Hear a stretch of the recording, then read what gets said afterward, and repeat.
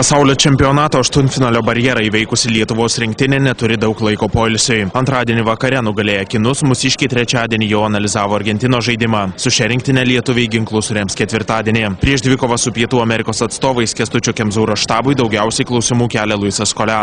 Aštuntfinalyje jis pelnė 37 taškus, o vidutiniškai mesdamas kiek daugiau nei 30 taškų, jis yra rezultatyviausias čempionate. Tie vadinami pick and roll arba dviejetukai yra labai pavojingi ir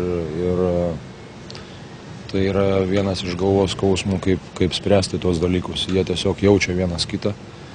Jie yra žaidę ir Ispanijoje kartu ir tiesiog, aš manau, tampa kaip klasika krepšinio, ir jų sąveiką, jų jutimą galėčiau palyginti su John Stockton, Karlo Malone, kažkur tai panašiai. Šiaip vyrauja toksai pozicinis žaidimas, kuriame turėdami patyrusių žaidėjus, jie yra pranešesni, jie turi pranašumą ir turi, sakysim, gerus metikus ir turi žaidimą viduj. Ir tai abejonės yra aukščiausio lygio komanda. Kemzūra argentiniečių žaidime išskiria 3 krepšininkus – Scola, Prigioni ir Carlosą Delfino.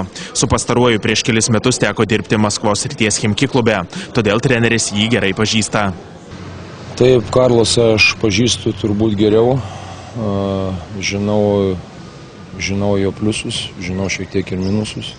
Minusų netiek daug, bet manau mes turime jį sustabdyti, jisai vienas yra iš tų, kuris padeda kontroliuoti žaidimą ir gali pelnyti taškus. Pastarąjį kartą su argentiniečiais lietuviai kovojo prieš 2 metus Pekino olimpiadoje. Tada Argentina laimėjo ir iškovojo bronzą, o mūsiškiai liko be medalių. Anot Jono Mačiulio tuomet žaidusio rinktinėje, šiemet komanda bandys atsirevanšuoti už nesėkmę olimpiadoje. Aišku, labai buvo skaudus pralaimėjimas, kur praradome medalius.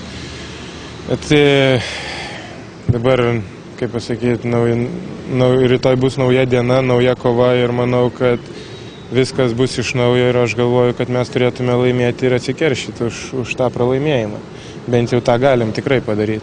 Lietuvių ir argentiniečių ketvirtfinalis bus paskutinis ketvirtadienį 21 valandą. Šios poros nugalėtojai pusfinalėje kausis su JAV Rusijos dvikovos laimėtojais. Vytautas Mikaitis, Jonas Miklovas, specialiai tinklalapiui Basket News LT iš Stambulo.